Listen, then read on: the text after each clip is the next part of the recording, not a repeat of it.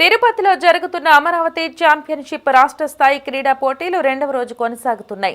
రాష్ట్ర వ్యాప్తంగా వివిధ ప్రాంతాల నుంచి వచ్చిన క్రీడాకారులు తమ ప్రతిభను చాటుతున్నారు. 29 ప్రాంతాల్లో 12 రకాల క్రీడా పోటీలు జరుగుతున్నాయి. పోటీలను శాప్ చైర్మన్ రవినాయుడు దగ్గరుండి పరిశీలిస్తూ క్రీడాకారులను ప్రోత్సహించారు. వారితో కలిసి చెస్ ఆడి సందడి చేశారు. పోటీల నిర్వహణ, క్రీడాకారులకు కల్పిస్తున్న సౌకర్యాలను పరిశీలించారు. మట్టిలో మాణిక్యాలను వెలుగులోకి తీయటమే లక్ష్యంగా తిరుపతి క్రీడా హబ్గా మార్చటమే తమ సంకల్పం అంటున్న శాప్ చైర్మన్ రవినాయుడుతో మా ప్రతినిధి Girinath face to face. Tirupati వేదికగా జరుగుతున్నటువంటి అమరావతి 2.0 ఈ యొక్క కార్యక్రమం ఎంతో ఉత్సాహంగా అయితే కొనసాగుతున్న పరిస్థితి అయితే అయితే రెండో రోజు కూడా సరే ఈ యొక్క క్రీడా పోటీలు అయితే మొదలయ్యాయి. ఈ యొక్క క్రీడా పోటీలకు సంబంధించి ఇక్కడ వాలీబాల్ ఆడుతున్నారు. వీళ్ళకి విజయనగరం అదేవిధంగా కర్నూలుకు సంబంధించినటువంటి ఒక 2 టీములు తలపడుతున్నాయి. వీళ్ళందరికీ కూడా సరే శాప్ చైర్మన్ ఏదైతే అలాగే ఆల్ ది బెస్ట్ చెప్పి కూడా సరే ఈ యొక్క కార్యక్రమం మొదలు పెడుతున్న పరిస్థితి కూడా ఉంది. ప్రస్తుతం మనతో పాటు స్నాప్ చైర్మన్ రవినాయుడుగా ఉన్నారు. సార్ చెప్పండి సార్, అంటే ఎన్నడూ లేని విధంగా దేశంలోనే తలమానికంగా క్రీడాకారులకి గుర్తించే విధంగా కూడా సరే ఈ యొక్క ఏదైతే అమరావతి ఛాంపియన్షిప్ కార్యక్రమం తిరుపతిలో జరుగుతుంది, అంగరంగ వైభవంగా జరుగుతుంది. ఈ నేపథ్యంలోనే ఇదే ఏషియన్ బుక్ ఆఫ్ రికార్డు కూడా సాధించుకున్న పరిస్థితి ఏ విధంగా అనిపిస్తుంది సార్? రికార్డులు కంటే క్రీడాకారులను గుర్తించడమే ఈ ప్రభుత్వానికి ప్రధాన కర్తవ్యం. స్పోర్ట్స్ అథారిటీ పని. శాప్ చైర్మన్ అయిన తర్వాత ముఖ్యమంత్రి గారు ఒక మాట చెప్పారు, స్పోర్ట్స్ అథారిటీ జీరోలో ఉంది. ఆ డిపార్ట్మెంట్ని మళ్ళీ బయట తీసుకుని రావాలి. విద్యార్థుల్ని, క్రీడాకారులను స్పోర్ట్స్ వైపు మొగ్గు చేయాలి. దానికి 3 ప్రధాన కారణాలు ఉన్నాయి. ఒకటి, గంజాయి, డ్రగ్స్, చెడు వ్యసనాలకు దూరం అవ్వాలంటే వాళ్ళకి ఒక ఫిజికల్ యాక్టివిటీస్, ఏదో ఒక యాక్టివిటీ, ఎడ్యుకేషన్ అవుతూనే క్లాస్ రూమ్ నుంచి 4 గంటలకు బయట వస్తానే వాళ్ళు దాంట్లోకి వెళ్ళాలి. స్పోర్ట్స్ వైపు మొగ్గు చూపించినప్పుడు ఆ అదర్ యాక్టివిటీస్ తగ్గుతాయి.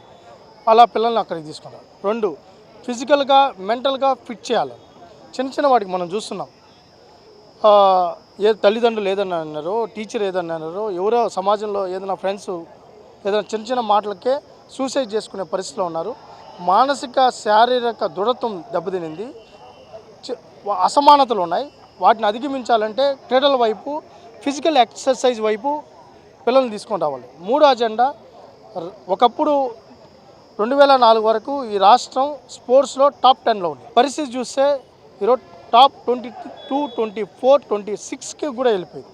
దాన్ని మళ్ళీ టాప్ 10కి తీసుకొని రావాలి. ఇతర రాష్ట్రాలతో పోటీ పడాలి, ఇతర దేశాలతో పోటీ పడాలి. మెడల్ అంటే బిల్లగా చూడకూడదు, ఈ దేశ రాష్ట్ర గౌరవంగా చూడాలి. మన పిల్లలే, చంద్రబాబు నాయుడు గారికి బ్రాడ్ విజన్ ఉందండి. ఆయన ఎక్కడున్నా తెలుగు వాళ్ళే కనపడాలి. ఏ దేశానికి వెళ్ళినా మన వాళ్ళే కనపడాలి. ఐటీ అయినా, స్పోర్ట్స్ అయినా ఆలోచనతో మాకు చెప్పడం జరిగింది. దాని అనుగుణంగానే ముందు సంవత్సరం అమరావతి ఛాంపియన్షిప్ మొదలుపెట్టడం. 28,000 మంది ముందుసారి పాల్గొంటే లోకేష్ గారు ఇంకొక అడుగు ముందుకేసి విద్యాశాఖ మంత్రిగా ఇది ఎంతో తాగకూడదు, కాలేజ్ టు కాలేజ్ జరగాలి, యూనివర్సిటీలో జరగాలి, స్కూల్ టు స్కూల్ జరగాలి, గ్రాస్ రూట్లో వాళ్ళకి తీసుకండి, Under-17, Under-20 తీసుకోండి. తద్వారా నిజమైన విద్యార్థులు వాళ్ళలో ఉన్న టాలెంట్ని ప్రూవ్ చేసుకునే దానికి ఉన్నప్పుడు ఈ అమరావతి ఛాంపియన్షిప్ని 2026 2.0 భాగంగా 2,07,000 మంది నియోజకవర్గ స్థాయిలో పోటీ పడ్డారు. 84,000 మంది జిల్లా స్థాయిలో పోటీ పడ్డారు. ఇప్పుడు 9,911 మంది రాష్ట్ర స్థాయిలో పోటీ. దీనికి ఈరోజు మనం చూసాం, నేను అట్టహాసంగా ప్రారంభించాం. ఈరోజు తిరుపతి అంతా స్పోర్ట్స్ మయమైంది. ఈరోజు ఇటా ఎస్వి యూనివర్సిటీ కానీ, మహిళా యూనివర్సిటీ కానీ, ఈరోజు 29 ప్రాంతాల్లో క్రీడలు గ్రౌండ్లో నిర్వహించడం జరుగుతుంది. నిజంగానే వాళ్ళ టాలెంట్ కూడా ఈరోజు మీరు చూడండి, ఎక్కడ చూడు అమరావతి ఛాంపియన్షిప్ గురించే మాట్లాడుకున్నా అంటే నిజమైన క్రీడాకారుని వెలికి తీసే కార్యక్రమం. అంటే మీరు క్రీడాకారులతో భోజనం చేశారు, వాళ్ళ అందుతున్నటువంటి ఏదైతే దానికి తెలుసుకున్నారు, క్రీడాకారులు అందరితో కూడా మాట్లాడడం జరిగింది. అంటే వాళ్ళ దగ్గర నుంచి ఎలాంటి రెస్పాన్స్ వస్తుంది సార్? మొదటిగా మనం చూడాల్సింది ఏంటంటే, అసలు ఇంత పెద్ద కార్యక్రమం పెడతారని వాళ్ళకి కూడా ఇక్కడికి వచ్చేంతవరకు వాళ్ళు కూడా తెలియదు. ఏదో జిల్లాలో పోటీ పడ్డారు, ఏదో వాళ్ళు గతంలో 500 మంది 1000 మందిని చూశారు. 14,000 మందిని ఒకసారి చూసినాక వాళ్ళకు కూడా ఇది ఉంది. అయితే దీనికి వాళ్ళ మిగతా జిల్లాల్లో ఎక్కడ టాలెంట్, ఏ జిల్లాలో ఎవరి టాలెంట్ ఉందో కానీ అందరూ చూసుకుంటున్నారు.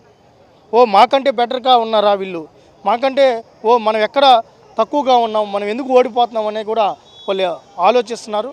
ఇంత టాలెంట్ ఉందా అనేది కూడా అందరికీ అర్థమవుతోంది. నిజంగా ఈ 2 రకాలుగా మనం చూడాలి. యూనివర్సిటీల సహకారం లేకుండా ఇది సక్సెస్ అయ్యేది కాదు. ఇప్పుడు వైస్ ఛాన్సలర్ గారు ఏం కావాలంటే చేసే విధంగా సపోర్ట్ చేశారు. ఈరోజు క్యాంపస్ స్కూల్ అయినా, ఆర్ట్స్ కాలేజ్ అయినా, ఎస్వి యూనివర్సిటీ అయినా, తారకరామ గ్రౌండ్ అయినా, ప్లే ఫీల్డ్ మొత్తం ఈరోజు ఒక బ్రహ్మాండమైన, నిజంగా ఇది ఎందుకు ప్లే ఫీల్డ్గా అప్పుడు నిర్మాణం చేశారో మర్చిపోయారు. ఇప్పుడు అవి సార్థకత అవుతుంది. సార్ అంటే చివరిగా సార్ అంటే నిన్న మీరు స్టేజ్ మీద మీరు కానీ హోంమంత్రి గారు మాట్లాడుతూ కూడా సార్ తిరుపతిని క్రీడా హబ్గా తీర్చుకుంటే మా ప్రధాన లక్ష్యం అంటే ఎలా ఉంది సార్ మీ వ్యూ? మీరు చూశారు 1.5 సంవత్సరంలో గ్రీన్ ఫీల్డ్ స్టేడియంని ఎన్టీ రామారావు స్పోర్ట్స్ కాంప్లెక్స్ను ప్రారంభించడం జరిగింది లోకేష్ గారు చేతుల మీదుగా. మహిళా యూనివర్సిటీలో ఇండోర్ స్టేడియం ప్రారంభించాం. ఎస్వి యూనివర్సిటీలో గౌరవ వైస్ ఛాన్సలర్ గారు నరసింహరావు సార్ ఒక అడుగు ముందుకేసి ఉన్న ప్లే ఫీల్డ్ అన్ని రెనోవేషన్ చేయడానికి ముందుకు వస్తున్నారు. మొన్నే ఇండోర్ స్టేడియం మళ్ళీ అందుబాటులోకి తీసుకొని వచ్చారు.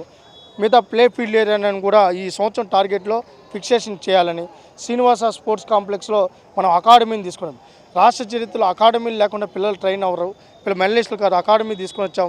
ఎస్ఎస్ స్పోర్ట్స్ కాంప్లెక్స్లో అకాడమీ బిల్డింగ్ రెనోవేషన్ పెట్టాం. బాక్సింగ్ తీసుకొని వచ్చాం. టేబుల్ టెన్నిస్ అకాడమీ ప్రైవేట్ అకాడమీలు ప్రోత్సహిస్తున్నాం. ఈరోజు మీరు చూస్తారంటే ఒక యాంగిల్లో కాదు, గవర్నమెంట్ ప్రైవేట్ సంయుక్తంగా ముందుకెళ్తున్నాం. మీరు ఒకటి ఆలోచించండి, ఈ అమరావతి ఛాంపియన్షిప్కి రాష్ట్ర ప్రభుత్వం రూపాయి కూడా కేటాయించాల, రూపాయి లేదు, కానీ చేయాలనే తపనతో తాపత్రయం చేస్తాం.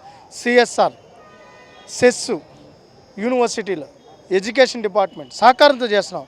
మీరు ఊహించగలుగుతారా? ఈ ఒక్క రూపాయి కూడా స్టేట్ బడ్జెట్లో నుంచి అమరావతి ఛాంపియన్షిప్ కేటాయించాల. ఆడ కూడా ఆర్థిక ఇబ్బంది ఉంది, అయినా మేము చేయాలి, మాకు ఒక టాస్క్ ఇచ్చారు, ఆ టాస్క్ ఫుల్ఫిల్ చేస్తాం.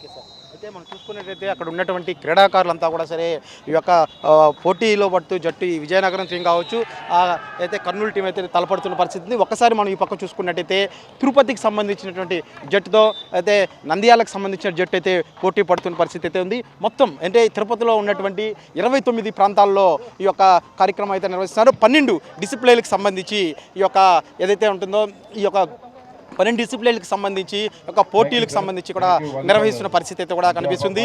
అయితే నిన్న అట్టహాసంగా ప్రారంభమైనటువంటి యొక్క అమరావతి ఛాంపియన్షిప్ 4 రోజుల పాటు అంటే 27వ తేదీ వరకు కూడా ఒక కార్యక్రమం ఉంటుంది. అయితే స్నాప్ చైర్మన్ అంతా మాట్లాడినప్పుడు కూడా ఒకటే చాలా స్పష్టంగా చేశారు, ఏదైతే లోటు బడ్జెట్లో ఇప్పటికే రాష్ట్రం ఉన్న నేపథ్యంలో ఇంత పెద్ద భారీ స్థాయిలో ఈ యొక్క కార్యక్రమం నిర్వహించడానికి కూడా సరే అయితే యూనివర్సిటీలు కావచ్చు, అదేవిధంగా చెస్ టోర్నమెంట్కి సంబంధించిన వ్యక్తులు కావచ్చు, ఇలాంటి వ్యక్తుల ద్వారా కూడా సరే ఎంతో అద్భుతంగా ఈ యొక్క కార్యక్రమం నిర్వహించాం. మా టార్గెట్ ఏదైతే ఇది యొక్క అవార్డ్స్ తీసుకురావడమే కాదు, మట్టిలోని మాణిక్యాలుగా ఉన్నటువంటి చిన్నపిల్లలు ఏదైతే గ్రామీణ ప్రాంతాల నుంచి ఎవరైతే ఉంటారో స్టూడెంట్స్ కావచ్చు, క్రీడాకారులు కావచ్చు, వీళ్ళందరినీ కూడా సరే క్రీడల వైపు ప్రోత్సహించడం తమ ప్రధాన ఉద్దేశం అంటూ కూడా సరే చెప్తున్న పరిస్థితి అయితే కూడా ఉంది.